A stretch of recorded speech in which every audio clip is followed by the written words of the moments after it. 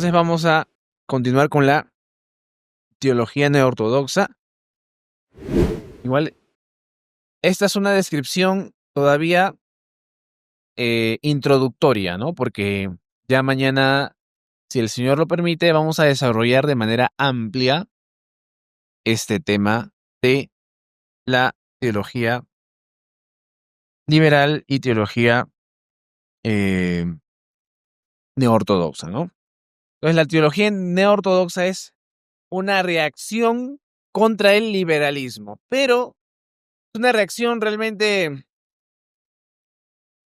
no tan acertada, porque si bien es cierto, toma ciertos principios ortodoxos, pero por algo es neo-ortodoxia.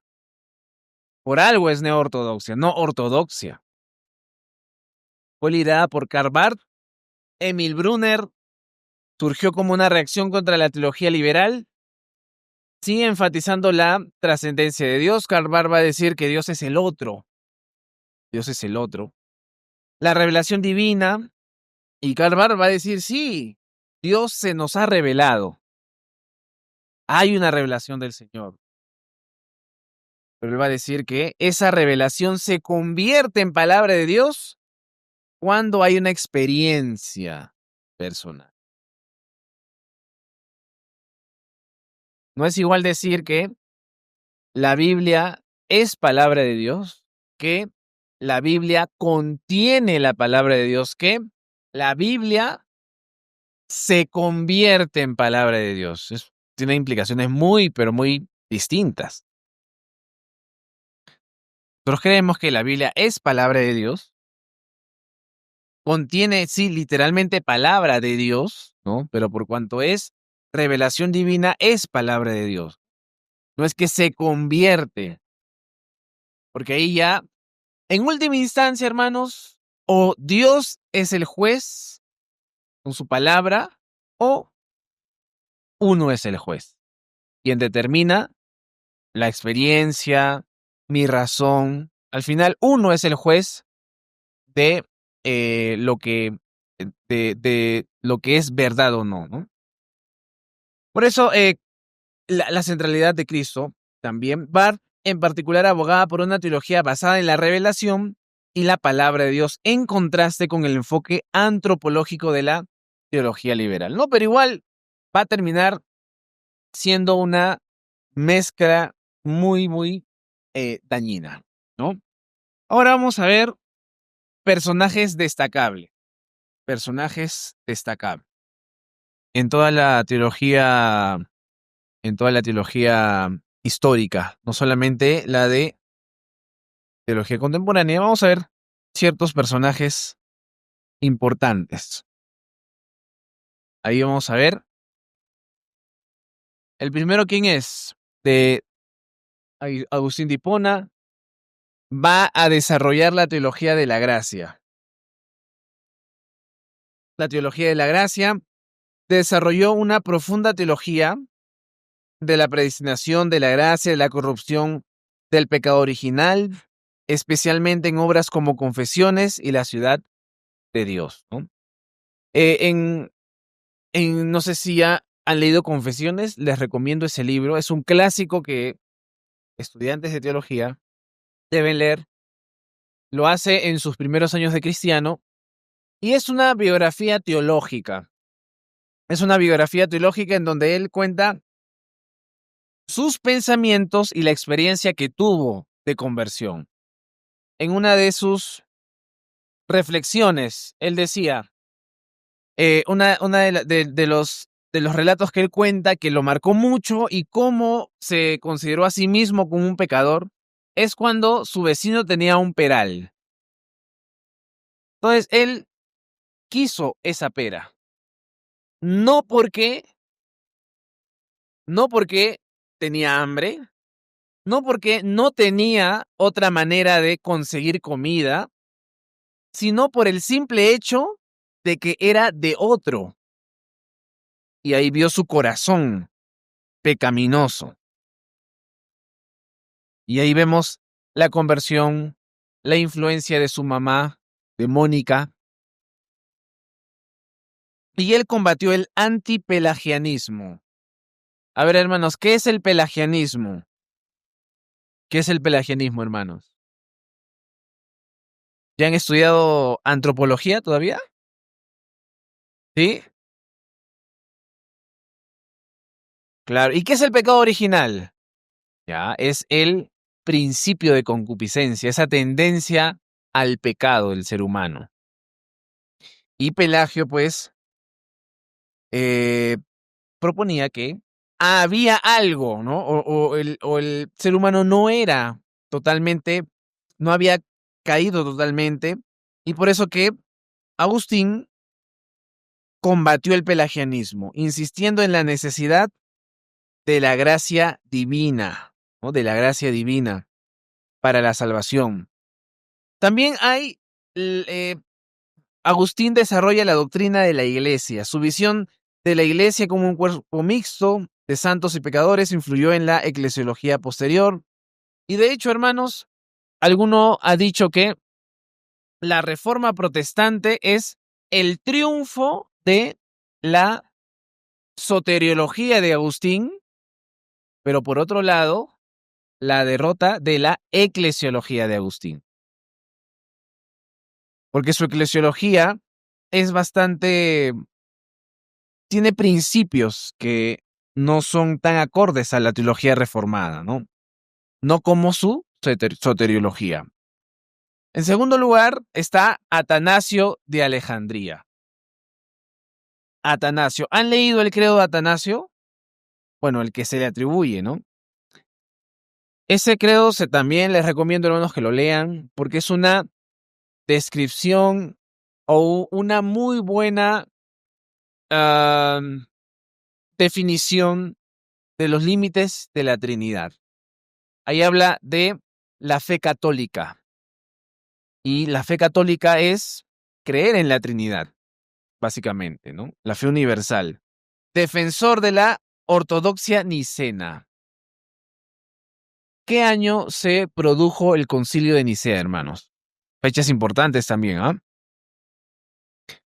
325. Y este año cumplimos 1700 años de que se haya celebrado el concilio de Nicea. Un concilio que determinó, que afianzó la ortodoxia. Ya luego de ello, el concilio de Nicea fue la regla. Fue la regla. Luego, el concilio, hubo el concilio de Éfeso, luego el concilio de Calcedonia, donde se determina también, en base a la doctrina trinitaria, se desarrolla la doctrina cristológica. De Cristo el mediador como verdadero Dios y verdadero hombre. Entonces, Atanasio fue clave, fue un defensor clave de la doctrina de la Trinidad y la consustancialidad del Hijo con el Padre, especialmente contra el arrianismo. Especialmente contra el arrianismo. Les recomiendo su libro, La encarnación del Verbo. Es un libro es clásico también, hermanos. Y si están estudiando teología, y si no sé si ya han estudiado cristología, pero es un libro que deben leer. La encarnación del Verbo. Él nos dice que la encarnación del Verbo, la resurrección, era un monumento a la gloria de Dios, ¿no? Y ahí nos dice, nos da una explicación del Verbo de Dios y su importancia para la salvación humana. La encarnación del Verbo divino, ¿no? El Hijo de Dios, el Verbo, la palabra, fue que se encarnó, ¿no? Y recuerden, hermanos, que no es tanto resolver el misterio, porque en la era patrística vamos a ver que se desarrollan los dos mayores misterios de la teología en general, que es la Trinidad y la Cristología. Y no resolvemos el misterio, porque es el mismo ser de Dios, pero sí marcamos los límites para hablar sobre ella, ¿cierto? Hablar sobre ella. ¿Cuál es la fórmula trinitaria, hermanos? ¿Cuál es la fórmula trinitaria? ¿En cuántos dioses creemos?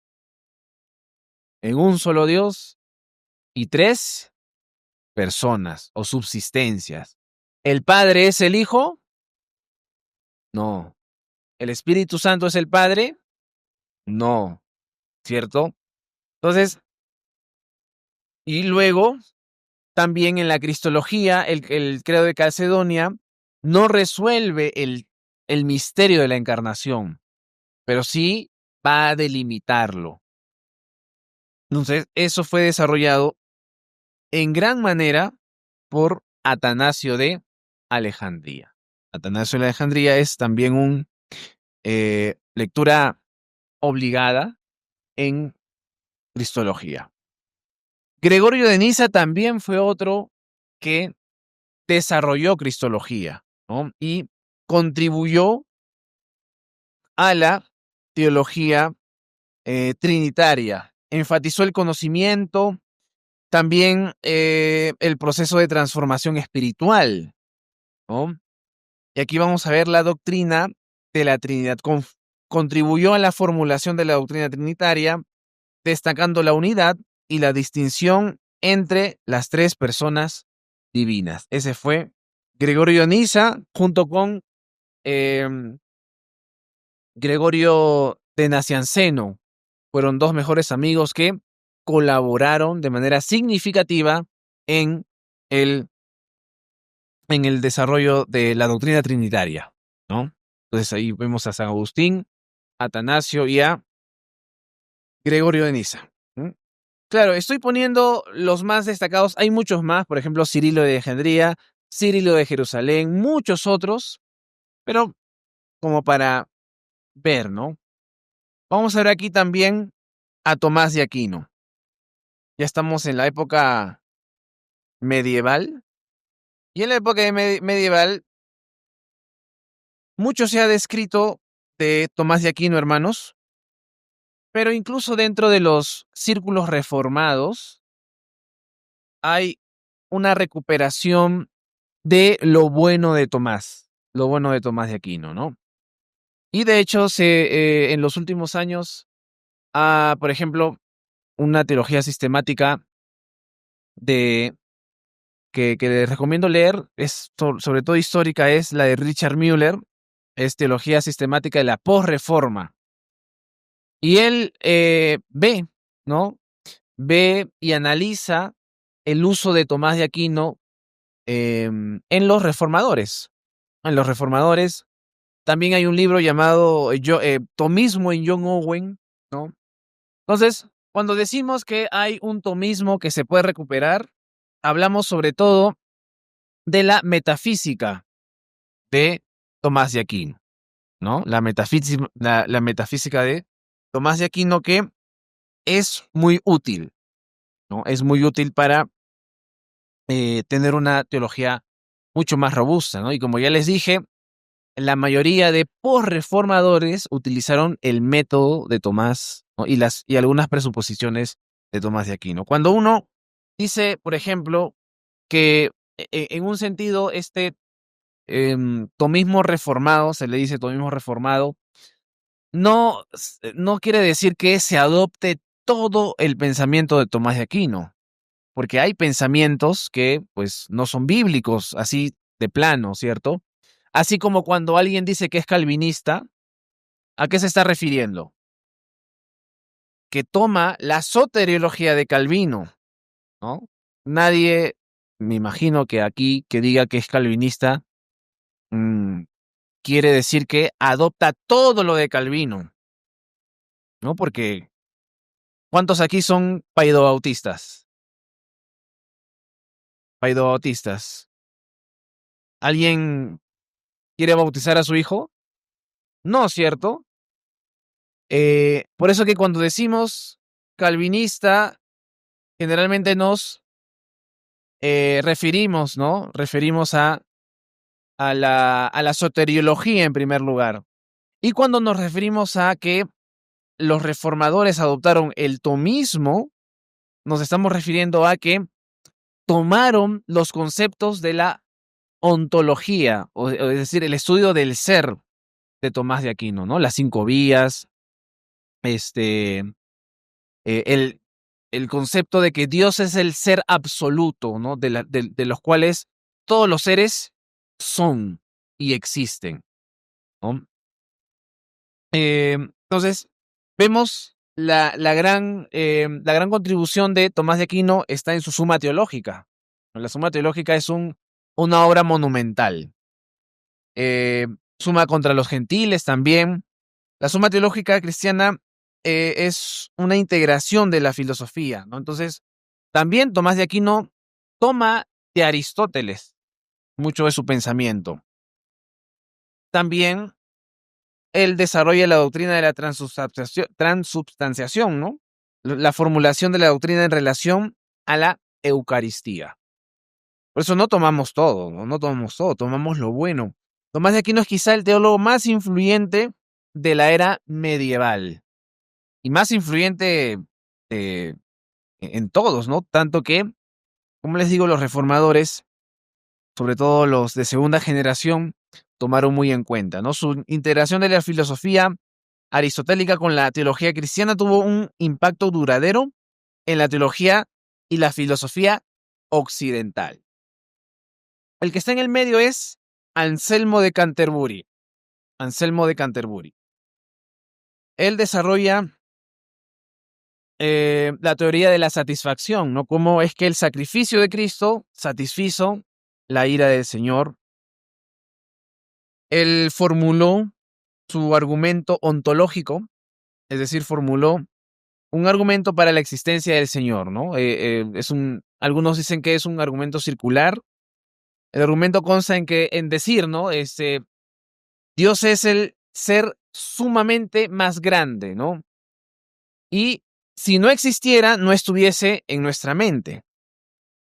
Entonces, algunos lo toman como algo circular, pero otros, o mejor dicho, lo que Anselmo estaba intentando hacer es la relación entre la fe y la razón.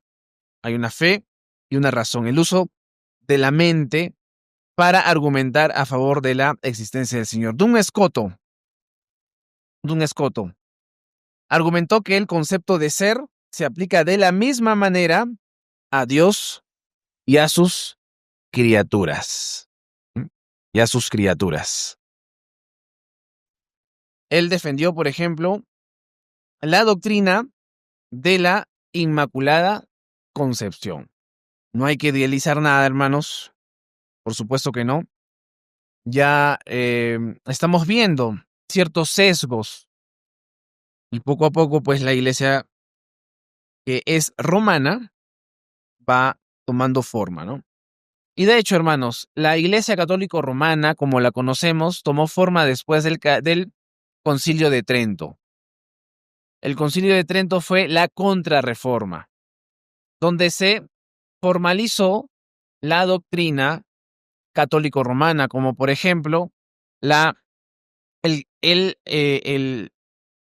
deuteronomios. En un momento fue que la Iglesia católico-romana obtuvo un canon oficial. Entonces, ahí vemos a los tres importantes. El destacado es, pues, Tomás de Aquino, ¿no? Tomás de Aquino. Vamos ahora a la era de la Reforma Protestante. De la Reforma Protestante. Me parece que es a lo que más conocemos, ¿cierto?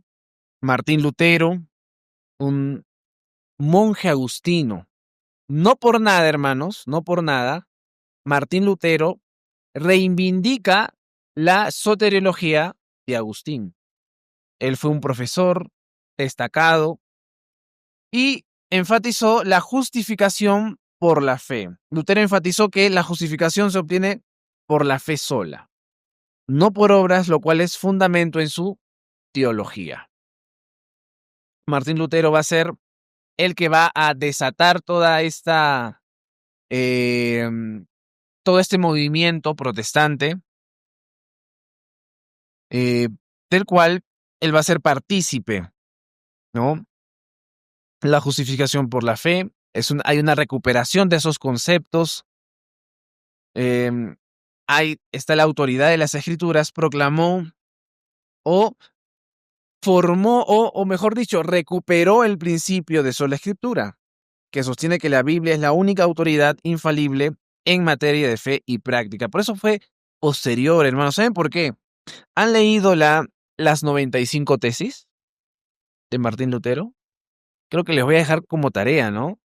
Porque si ustedes leen a Martín Lutero, Martín Lutero no se presenta como un antipapista. De hecho, habla muy bien del Papa. No es que se quiera congraciar, sino que él reconoce la autoridad del Papa. Pero él apela a que, bueno, hay que discutir estos puntos en base a la Escritura, en base a estos principios, pero básicamente las 95 tesis no son propiamente antipapistas, porque aún Martín Lutero, y con solo leerlos vamos a tener vamos a saber la intención de él, que era simplemente debatir ese tema, pero no dimensionó. Pues él cuestionó las indulgencias, otros abusos de la Iglesia romana, lo que marcó el inicio de la Reforma Protestante. La Reforma Protestante. Entonces, él, así como los otros reformadores, simplemente vieron una continuidad. Creo que la palabra clave aquí también en todo lo que estamos hablando es continuidad histórica y doctrinal. Continuidad histórica y doctrinal. ¿Qué otra cosa hizo Martín Lutero? Tradujo la Biblia al alemán, que eso era una revolución, hermanos, ¿no? Haciendo las escrituras accesibles al pueblo común. Y de manera providencial ya estaba la imprenta, que era mucho más fácil, ya la reproducción de libros. Entonces, Martín Lutero, y ante todo, hermanos, siempre también vamos a ver el temperamento de Martín Lutero. El temperamento de Martín Lutero, algunos dicen que son intemperantes porque en la antigüedad eran así y toman como Martín Lutero como ejemplo. Sin embargo, hermanos, no toda la actitud de personajes destacables se debe imitar al pie de la letra, ¿no? De hecho, hay una página de parodia, ¿no? Pero que compiló todos los insultos de Martín Lutero que ofrecía al Papa, ¿no? Pero no es una actitud buena, obviamente, ¿no? También hubo una controversia con los judíos. Hubo una controversia con los judíos, ¿no? Se dice que Hitler tomó a Martín Lutero para ser antisemita, pero en realidad, hermanos, hubo un antes y un después en Martín Lutero cuando leyó el Talmud.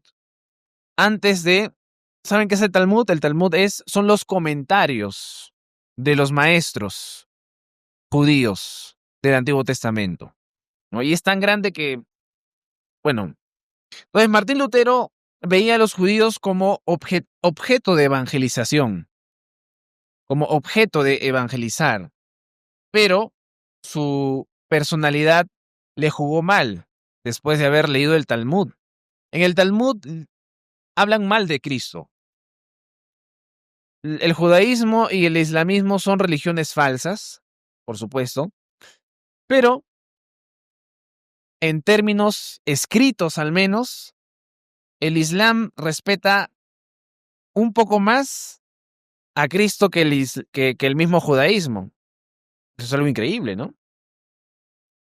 En el judaísmo, en el Talmud, habla de que María se embarazó de un soldado romano, que Jesús era un mago, que Jesús era un guiador del infierno de sus seguidores, y eso enervó a Martín Lutero. No lo estoy justificando, no estoy justificando su cólera, por supuesto, ¿no? Pero hay un contexto en el cual debemos leer esos textos, ¿no? No es una justificación, como les digo, pero sí como para entender más el punto de Martín Lutero, ¿no? Estaban hablando mal de a quien él más amaba, ¿no? Pero estas son las controversias de Martín Lutero. Juan Calvino Juan Calvino no estudió propiamente teología, estudió abogacía, pero miren el teólogo que nos resultó. Él escribió los institutos de la religión cristiana y fue el primer intento de sistematizar la teología reformada. A partir de Juan Calvino ya hay una sistematización más formal de este movimiento nuevo, tomando pues de la rica historia de las escrituras, ¿no? Entonces, Juan Calvino, ¿no? Y de hecho, hermanos, no sé si tienen, no sé si dimensionan el tamaño de de las instituciones, ¿no? Pero son libros gruesos.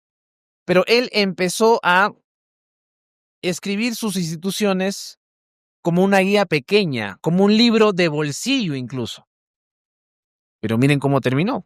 Son 2 tomos, a veces de una editorial, eh, porque lo fue ampliando y ampliando y ampliando.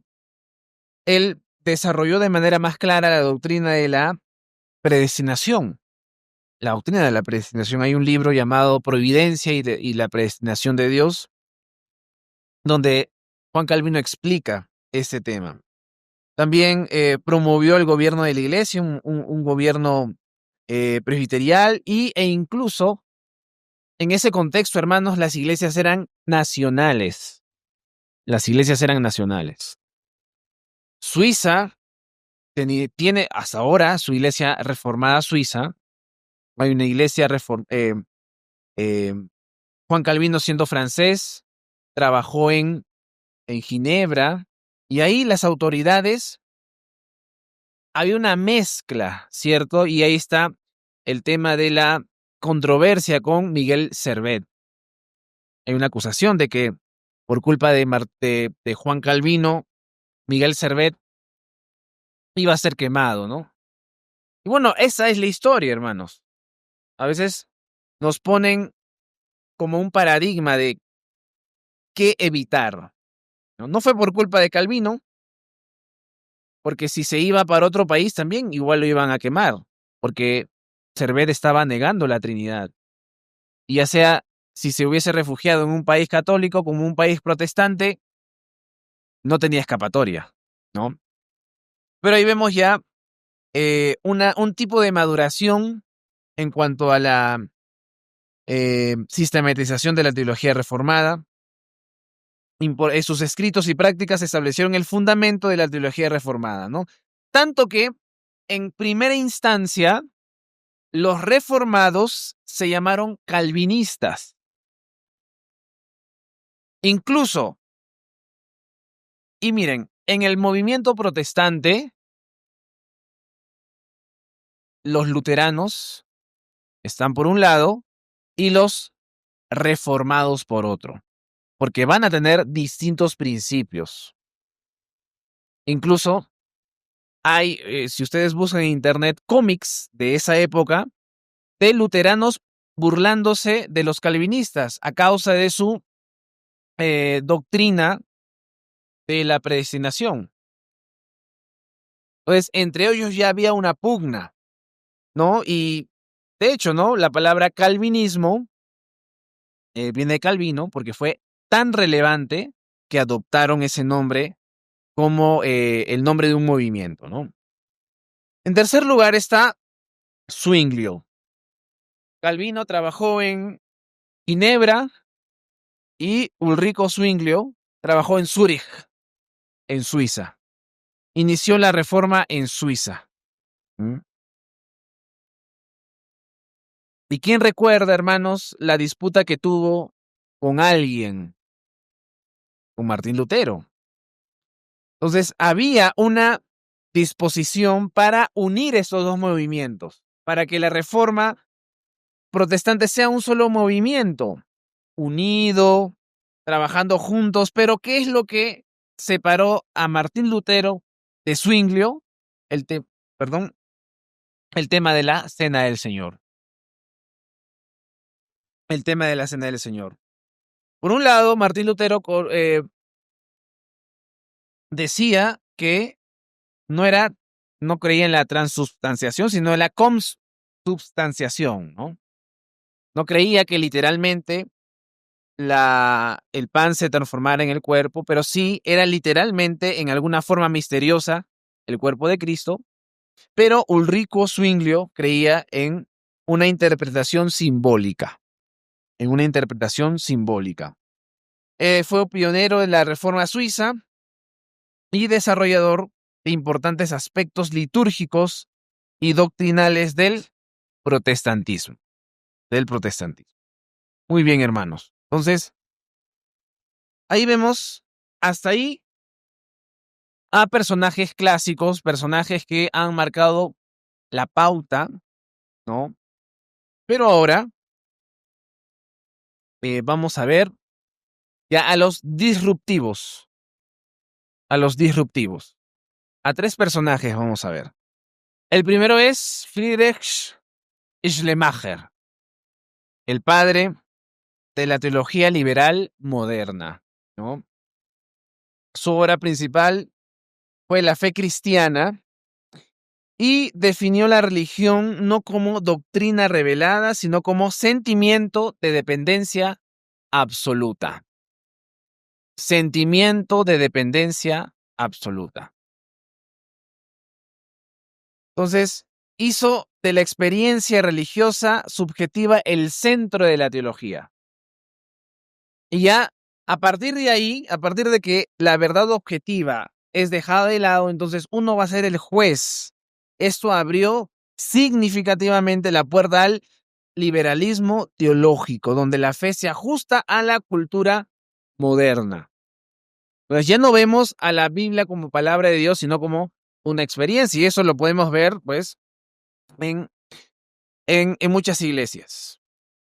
Por ejemplo, cuando hace mucho tiempo yo estaba en otra congregación, hacíamos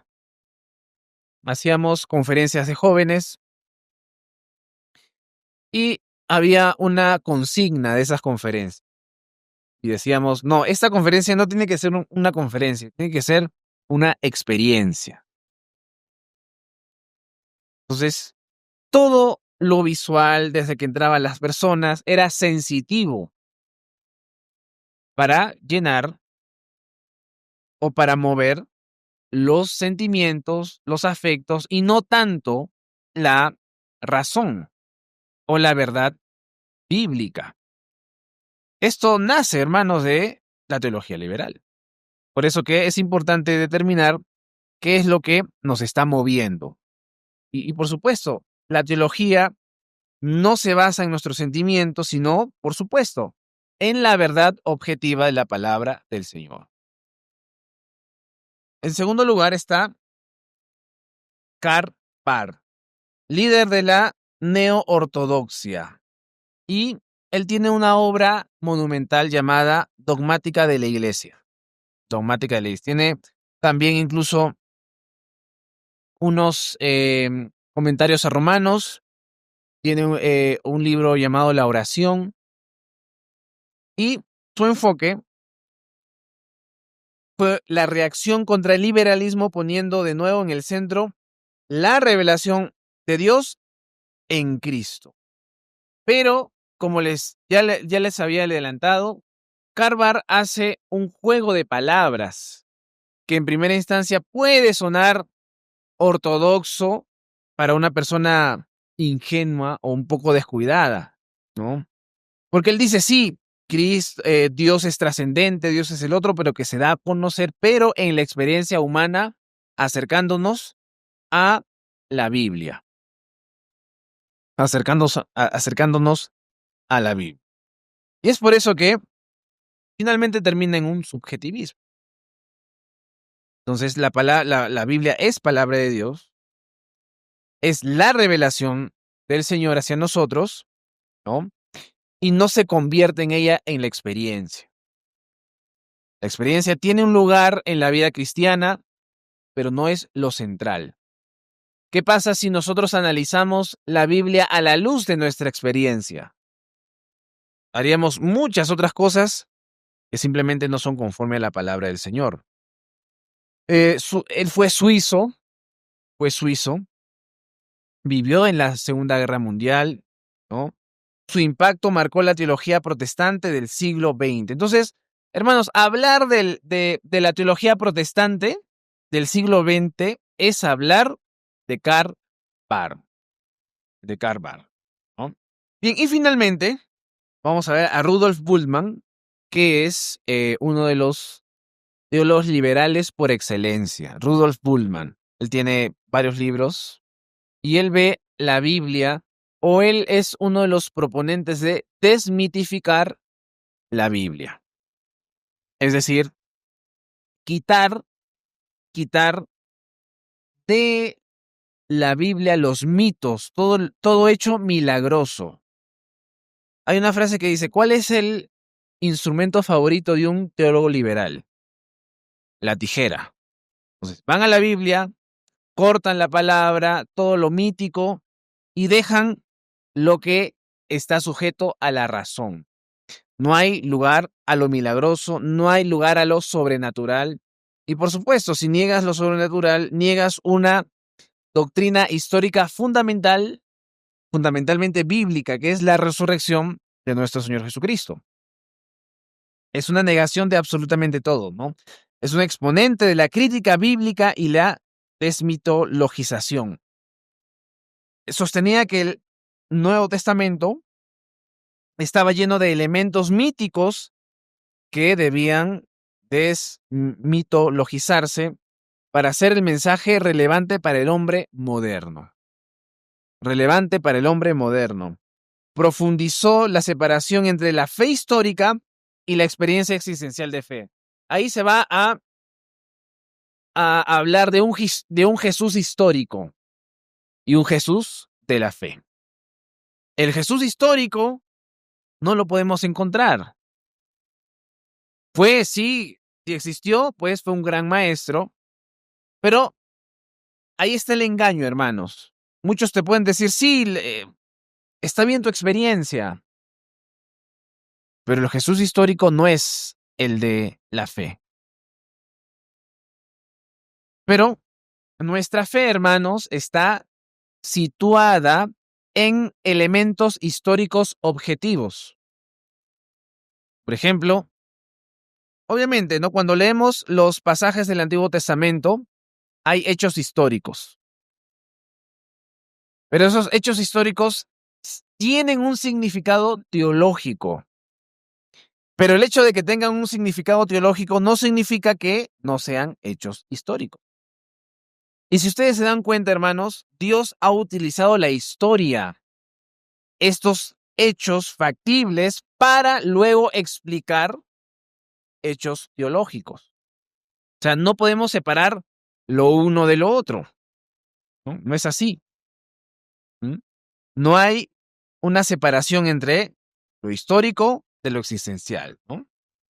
Y quiero también hablar de un par más, que es Paul Tillich, también otro teólogo liberal, desarrolló una metodología que correlaciona las preguntas existenciales humanas con las respuestas teológicas. Es una su obra Ser y Coraje,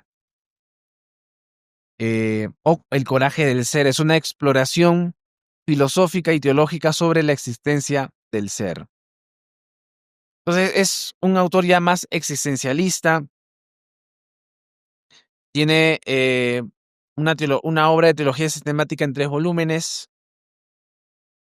Y finalmente, Reinhold Niebuhr,